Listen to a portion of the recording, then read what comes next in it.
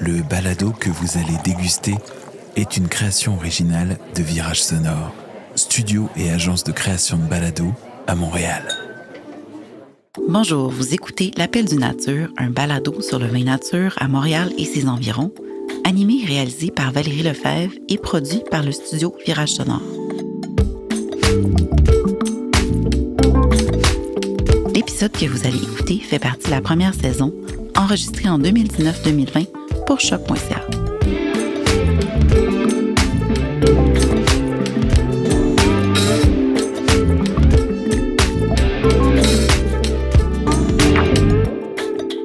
Aujourd'hui, à l'émission, on reçoit Asma Bentafou, fondatrice du Club de vin Déserteur. Bonne écoute! Alors, bonjour Asma. J'aimerais ça que tu te présentes premièrement. Donc, je m'appelle Asma. Je suis la fondatrice de Déserteur et j'aime bien me dire une buveuse en série. C'est bon, ça, j'ai jamais entendu ça. Donc, tu parles de Déserteur. Qu'est-ce que c'est Déserteur exactement? C'est quoi ce projet-là? Mais dans le fond, c'est une idée qui a mûri. Ça faisait quand même longtemps que j'y pensais, puis je suis passée à l'action l'année dernière. J'avais envie de mettre sur pied un club de vin que j'aurais aimé qu'il existe dans le temps que j'ai commencé à m'intéresser au vin. Donc, ça a commencé plus comme un club de vin, mais là, je vois que ça m'amène un petit peu ailleurs aussi. Donc, pour la partie club de vin, on se réunit à peu près une fois par mois minimum. Je fais comme un pop-up en collaboration avec des artistes et artisans locaux. Puis, on explore un thème relié au vin. On en a déjà fait... le premier, en fait, c'était sur les chenins blancs avec l'atelier Retail. Puis, je me disais, c'est parfait, ça va... Je vais être obligée de me lancer. Puis là, j'avais contacté Nicolas qui a comme voulu embarquer dans mon idée folle de la dégustation, puis j'en ai fait un concept. Donc, à chaque fois, on s'invite chez un entrepreneur, puis on a une thématique avec soit des importateurs ou des sommeliers. Mais on fait aussi, c'est ça, pour le côté un peu plus business maintenant, ben tu sais, j'aide des particuliers à acheter des vins. Tu sais, des fois, c'est ça. Tu veux boire du bon vin, mais ça demande quand même du temps aussi là, à savoir quoi acheter puis comment le boire. Donc, pour certains qui n'ont pas l'énergie à mettre là-dedans, ben je peux les aider justement à choisir des bons produits, tout dépendant de leur palette de goût. Tu me parles de particuliers, donc ouais. Tu organises des dégustations de particuliers également. Ça fait partie du mandat de Déserteur. Ben c'est ça, je m'adresse vraiment aux particuliers, peu importe leur niveau de connaissance, là, tu commences à t'intéresser un peu au vin ou que tu te connais un peu plus, c'est vraiment ouvert à tout le monde. C'est ça, j'essaye de mettre en place un club de vin un peu plus dynamisé, là. C'est pas ouvert aux gens qui s'y connaissent nécessairement, mais il y a des gens qui veulent savoir un peu plus qu'est-ce qu'ils boivent. Fait que c'est un peu l'idée là de faire un lieu où est-ce que tout le monde se sent à l'aise dans leur quête de connaissance du milieu du vin. Puis moi, je suis déjà allée à un de tes ateliers, c'était super relax, c'était bien, les rencontres sont le fun, la bouffe est excellente, moi c'était du cidre. Comment cette passion-là a commencé? C'est une bonne question. Moi, ça a été un cheminement. J'ai eu des problèmes de santé un peu qui m'ont amené à me poser des questions un peu sur plusieurs facettes de ma vie, de remettre en question ma façon de consommer. Puis c'est sûr que le vin, ça en faisait partie aussi.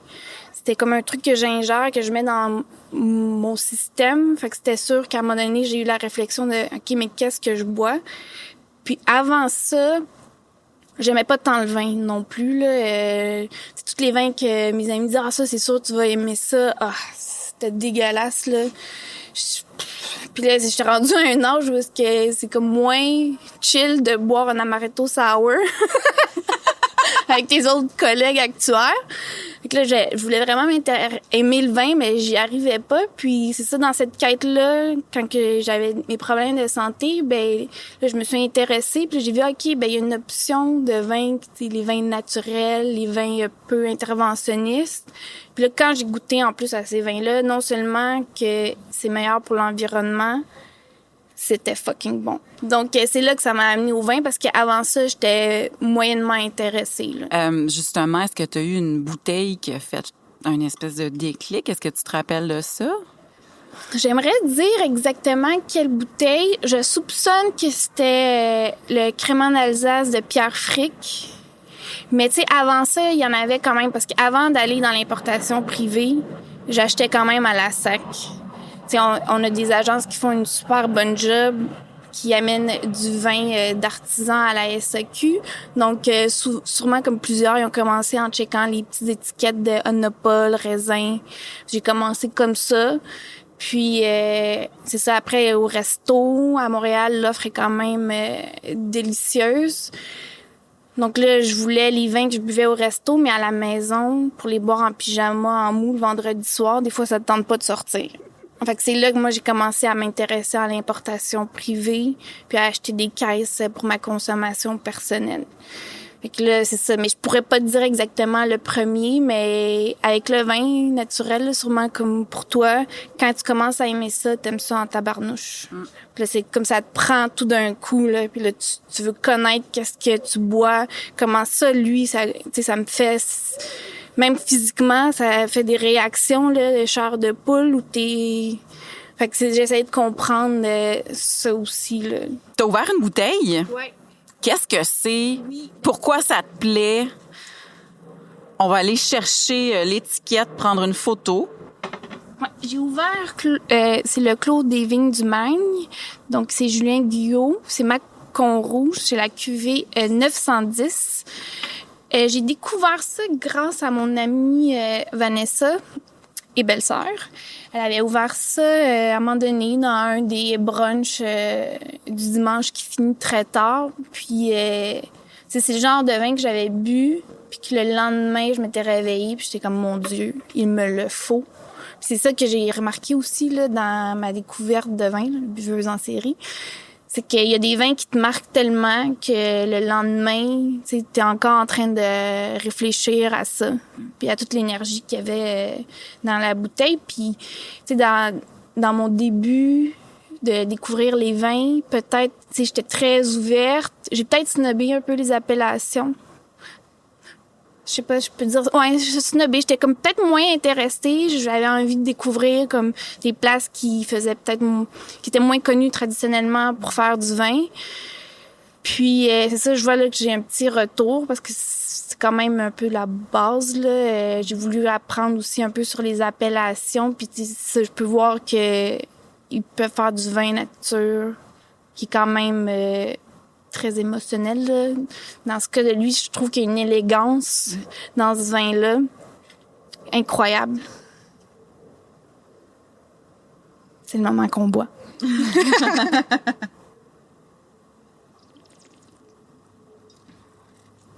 Ouais. Mais ça, je trouvais que c'est comme parfait pour une journée de même un peu grisâtre. Pour mettre un petit peu de... pimpant. Je sais pas comment tu le trouves, toi? Ben ça met comme un peu de oomph, je trouve, Ouais. dans notre journée. Je le trouve droit, puis en même temps profond, puis fruité. Ouais. Mais tu sais, moi, je suis pas la fille que les termes, mais c'est vraiment une super belle découverte. Je trouve que moi, en ce moment, j'ai juste des rouges, là, mais c'est des gros rouges de steak. Ouais. Et ça, je trouve qu'il y a vraiment une belle balance où est-ce que tu peux le prendre sans manger. Et c'est délicieux. Ça, puis tout ce qu'il fait, là, c'est vraiment, vraiment le fun, là. C'est qui importe ça, ce magnifique vin, d'ailleurs? Ça, c'est Ward et Associés. J'ai eu plusieurs discussions avec toi là-dessus. Sur les verres. Oui. Est-ce que tu peux me parler de ta passion pour les verres? C'est quelque chose que j'ai pas encore abordé dans le podcast. Okay. Puis, je pense pas que ce soit quelque chose qui soit nécessairement important, mais tu me fais vraiment réaliser qu'il y a une différence entre un verre que tu achètes chez Dolorama ou un verre qui est vraiment pensé pour déguster. Ouais. Non, ben oui, dans le fond, c'est... Je vais peut-être prendre une comparaison, là, mais comme un athlète, là, t'sais, le choix des souliers, là, c'est important. Ils sont pas tous égaux. Fait que c'est un peu la même chose pour les verres de vin. Je dis pas que c'est un sport, mais pour certains, oui. Donc, c'est ça. Peut-être que même moi, au début, c'était pas un truc que j'accordais tant de l'importance. Puis comme un peu tout dans ma vie, j'aime ça, le tester. Je fais des side-by-side. Fait que je fais des side-by-side pour trouver le meilleur chocolatine de Montréal. Je vais faire 4 places, puis je vais les prendre un à côté de l'autre. Puis c'est la même chose pour les verres de vin. Je l'ai testé. Je suis comme, OK, on va le voir. Est-ce que c'est vraiment vrai? Puis en le faisant, c'est là que j'ai réalisé, OK, mais des fois, c'est ça. Dans ces verres-là, ce qu'on boit, là, c'est des altos. On n'est pas obligé d'avoir des altos. Tu sais, il y a quand même une gamme de prix, là, entre les verres Ikea puis des altos. Il y a des trucs entre, là. Les Riedel aussi font des très bons verres qui peuvent faire l'affaire. Tu verrais peut-être pas tant de différence. Mais entre un verre Ikea puis un verre de vin, Riedel ou Zalto, c'est sûr qu'il y a une différence. Les arômes, comment que tu vas les sentir aussi. Moi, c'est ça que j'ai réalisé des fois dans les verres Ikea. Tu vas peut-être sentir un peu plus l'alcool que tous les arômes. J'ai personnellement plus de facilité à reconnaître les arômes dans mes verres Zalto que dans les autres verres. Puis aussi, tu sais, comme dans ces verres-là, c'est tout dépendant où est-ce qu'ils vont déposer là, dans ta bouche. Mais ça va aller à des points qui vont faire que peut-être le vin va être encore plus équilibré. C'est sûr qu'un mauvais vin dans un bon verre, ça va rester un mauvais vin, mais un bon vin dans un bon verre, tu vas encore plus l'apprécier. T'sais, on boit avec les yeux aussi. On boit, tu sais, juste la légèreté, l'élégance, ça fait partie. On dirait que c'est l'expérience totale. C'est un peu aussi avec ce que je fais avec Déserteur. Oui, c'est le vin, mais c'est l'expérience totale aussi. T'sais, on se trouve dans des lieux qui sont fermés habituellement pour madame, monsieur, tout le monde. On essaye de trouver comme une autre approche que c'est le vin, c'est tout. C'est pas juste ce qu'il y a dans le verre exactement, mais ce qui est dans le verre, ça compte beaucoup aussi, là, mais c'est une expérience multisensorielle. Fait que je trouve qu'un bon verre, ça rajoute à ça. On peut faire le test, si tu veux. Hey, allons-y. OK. Allons-y, on fait le test. On en a déjà parlé. Le truc, c'est qu'on en a déjà parlé que tu me ferais faire un test. Donc, faisons-le live. Je te dirai pas lequel est lequel. Mettons le qu'on fait. OK. Fait on va prendre... Asma vient d'apporter 2 autres verres, plus le Zalto. Et on va vous montrer les 3. Ça va être sur le site. Je vais te laisser m'expliquer par quel verre on commence et me faire une dégustation, finalement. OK. Bien, dans le fond, c'est simple. Moi, je commencerais par le verre de droite. La première chose que je ferais sans le bouger de même... Okay. Toi, je dis pas. Je commencerais par le sentir. OK. Remets-le. Tu peux sentir l'autre. Tu vois-tu déjà comment la différence? Il y a une différence que c'est fou. L'autre, on l'a bougé un peu, mais... J'aimerais tes impressions. Alors, mes impressions à froid, le premier est complètement fermé, j'ai l'impression. Ça sent absolument pas le fruit. Tandis que le deuxième, on le sent plus, puis le troisième, encore plus. Puis vous allez voir, le Zalto, c'est celui qui est vraiment plus ouvert. Beaucoup plus d'espace. C'est un très gros verre, je trouve. Et on sent vraiment le fruit. Il y a plus de couches, en fait, de goût, j'ai l'impression. On est quand même un petit peu biaisé parce que dans le Zalto, on l'a tourné aussi, là. T'sais, on l'a bougé. Mais c'est ça. Fait que si, on refait la même affaire, là, comme on a fait, là, on l'a senti, lui, déjà. Si tu le tournes un peu, là, pour... Ça sent vraiment dégueulasse, en fait. Ouais. Là, tu le vois un peu plus. Tourne-le. Ah, ouais. Il y a vraiment une différence. Il faut le tourner, là, mais... Donc, tournez votre... en fait, c'est toujours une espèce de... Moi, c'est rendu un tic. Tournez votre verre parce que ça fait vraiment une grosse différence, là. Mais il est c'est encore quand même, ils sont plus éteintes, là, les arômes que par rapport aux 2 autres verres. Je sais pas si tu le sens, Mais là. je trouve que c'est comme plus acide. Puis là, goûte-y. Ou puis c'est plus l'alcool. Ben, c'est ça. Ben, il est comme plus fermé. On peut faire le test avec le deuxième. Okay. Alors, on tourne comme sur la roue de fortune. Déjà, là... Ouais, c'est ça. Ben, c'est quand même des bons verres aussi, là, ceux-là. Mais tu vois comment la différence entre le premier et le deuxième. Tu vois plus les arômes, quand même plus équilibrés aussi en bouche. Puis là, le dernier, ben, on l'a goûté tantôt, mais juste pour faire le side-by-side. Faut que ça soit scientifique ici, là. On a une mathématicienne! Oh, wow!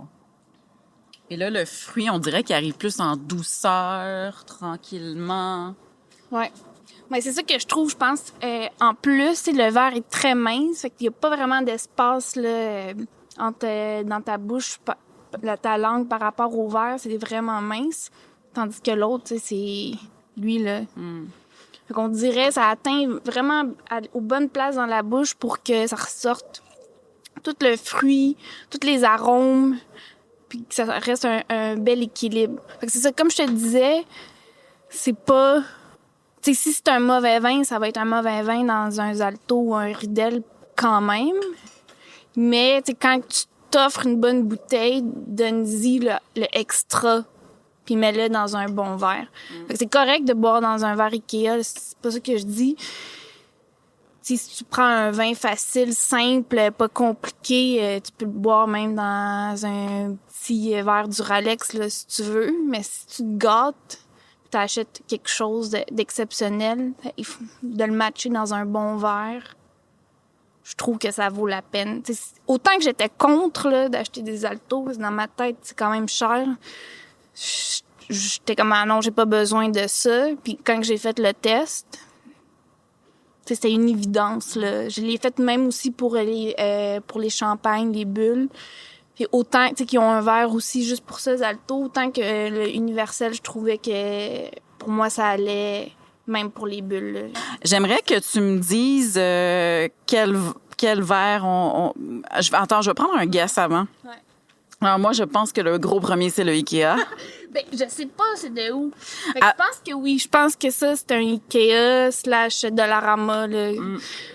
Clairement.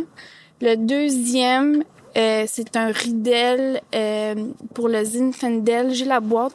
Je pense que c'est comme une quarantaine de dollars, celui-là. Puis ouais, oui, oups, bon point. Puis le Zalto, lui aussi, cristal fait à la main selon les courbes de la terre et tout ça. Puis je pense que c'est comme peut-être une centaine quand tu l'achètes à l'unité. Fait que tu y penses là, comme budget. Fait qu'avant d'aller aux Zalto, ce que j'essaie de dire, c'est qu'entre les Ikea et Zalto, il y a tout un range là, entre les deux. Pour quelqu'un qui est passionné de vin, juste investir un peu là-dedans, ça peut valoir la peine. T'sais, on a fait le test. Tu l'as vu comment que les arômes peuvent être différents, même l'équilibre dans la bouche avec les tanins, l'acidité est pas pareil selon le verre que tu le bois. Ben, merci pour ce test, parce que tu m'avais déjà dit que tu me le ferais. Ouais.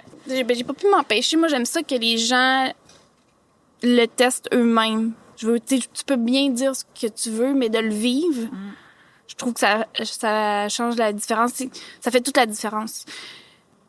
Dans le fond, je veux pas dicter aux gens quoi qu'ils doivent penser.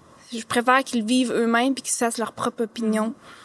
C'est un peu ça aussi avec Déserteur. On amène plein d'acteurs différents parce qu'ils ont tous des bagages différents. Il y a un discours un peu différent. Tu le sais, là, dans le monde du vin nature, il y a différentes opinions. Mais je veux que les gens soient exposés à ça puis qu'ils se fassent leur propre idée aussi. D'essayer d'être moins dans « tu dois boire ça, tu dois penser ça, tu dois faire ça ». Voici les façons de penser, voici différents acteurs, puis fais-toi ta propre idée à partir de là. Fait que moi, si je comprends bien, admettons qu'on commence à triper sur le vin, on a nos verres Ikea, Dollarama. Je pense que c'est quand même... Je pense qu'on peut tester avec les vins si on a une passion... On peut aller, il y a des gens qui se spécialisent justement dans la vente de verres de vin et y aller graduellement. On n'est pas obligé, si on est un couple, si on est une famille, les enfants ne boivent pas de vin, on s'en achète 2, on investit, on teste. C'est ce que je comprends de ce que tu me dis. Oui, non, c'est ça vraiment. Puis c'est pas obligatoire là, d'aller aux Altos, mais il y a une panoplie avant ça aussi qui mérite peut-être de regarder ça à la place de les gros verres chunky, là. On est en ce moment fin août. On enregistre fin août. Je sais pas quand est-ce que ça va être diffusé dans ma carte de diffusion de fou. Un vin que tu recommanderais en ce moment ou que... Mais tu sais, ça peut être plusieurs, ça peut être en importation privée ou que tu sais qu'il s'en vient ou un producteur que tu aimes ou qu'il faut qu'on regarde, qu'on garde l'œil ouvert, mettons. OK. C'est une question difficile, mais peut-être, je vais dire les vins de cidre polisson qui vont peut-être avoir un autre nom. J'ai eu la chance d'y goûter il y a 2 ou 3 semaines. J'ai été quand même impressionnée de qu'est-ce qu'il a réussi à faire. Donc, je pense que c'est un projet que j'aimerais bien... que je vais garder l'œil bien ouvert, là, autant que j'ai été en amour avec Cécile. Là. Je pense que tu étais là aussi là, quand je les ai goûtés. Que ces vins, j'ai été quand même impressionnée. Il est très critique envers lui-même. Il y a encore un peu de travail à faire, mais son blanc, c'était vraiment, vraiment le fun. Fait que je pense que ça serait peut-être ça. C'est presque un scoop parce que je savais pas qu'il y avait déjà des vins. Mais oui, parce que dans le fond, c'est ça, la prochaine dégustation de Déserteur, c'est avec ces vins. Mais pas tous ces vins, là, mais on va pouvoir goûter en avant-première un peu ce qu'il y a, ces expérimentations, là. Donc, c'est vraiment le fun de voir Hugo dans son... territoire, là, à montrer ses vignes, puis surtout ses roches. Oui, Hugo, c'est un géologue qui est passionné de son sol. Et moi, j'avais un peu l'impression quand il a sorti ses sites que je le stalkais. Parce que j'étais au Pilzo, j'étais à la dégustation, puis moi, ce que je me demandais aussi, c'est... Parce que j'ai vu que ça allait être à l'endroit où est-ce que c'est fait. Donc, ça va être chez... À Oka, je pense, chez Hugo, finalement. Exactement. Hugo avait envie de faire un petit truc festif. Puis je pense, étant donné que ça s'était bien passé, notre dégustation, il avait envie de poursuivre ça avec nous. Puis c'était un truc que j'avais toujours envie de faire aussi, là, de me déplacer sur un vignoble. Donc, je me dis, pourquoi pas le faire cette fois-ci aussi, regoûter les cidres, mais sur place, elle a un petit quelque chose de plus aussi. Plusieurs personnes les connaissent, mais c'est le fun de voir, d'y goûter avec lui en sa présence sur le site de son futur vignoble, puis de goûter aussi ses cuvées en avant-première. Là. On voit pas mes guillemets, mais j'ai fait des guillemets. Mais dans un lunch festif, là, on rentre pas trop tard pour les vieilles personnes que je suis, pour travailler le lendemain, un peu être à l'extérieur. Là. Mais il va y avoir du vin aussi, donc c'est ça. Ben c'est super cool, c'est ce que je me disais, mais je voulais te poser la question. Dernière question, en fait, où est-ce qu'on peut te voir, où est-ce qu'on peut suivre Déserteur? Je sais que les lundis, moi j'adore ça. Des fois je skip un peu, mais puis j'ai 2 comptes, fait que je le vois comme 2 fois. Il y a des comptes que je suis 2 fois, mais j'apprends beaucoup de choses. T'as des lundis éducatifs sur ton Instagram. Peux-tu me donner tes coordonnées si on veut te contacter, dégustation privée, atelier, suivre tes recommandations? Oui, dans le fond, pour les lundis, on s'instruit. C'est sur Instagram, c'est déserteur.vin. J'ai été consistante dans tout. Donc, Facebook aussi, c'est déserteur.vin. Puis pour le site Internet, déserteur.vin, avec ou sans les www. C'est clair. Je te remercie beaucoup, Asma. J'ai beaucoup aimé notre dégustation, puis j'ai beaucoup aimé l'histoire des verres qui, à chaque fois, je t'envoie des stories là-dessus. Merci. Puis on regarde les stories, les ateliers, le Facebook de Déserteur pour en savoir plus. Vous venez d'écouter L'Appel du Nature, un balado sur le vin nature à Montréal et ses environs, animé et réalisé par Valérie Lefebvre et produit par le studio Virage Sonore. Si vous voulez rien manquer des prochains épisodes, je vous invite à vous abonner au balado sur votre plateforme d'écoute préférée ainsi qu'à la page Instagram.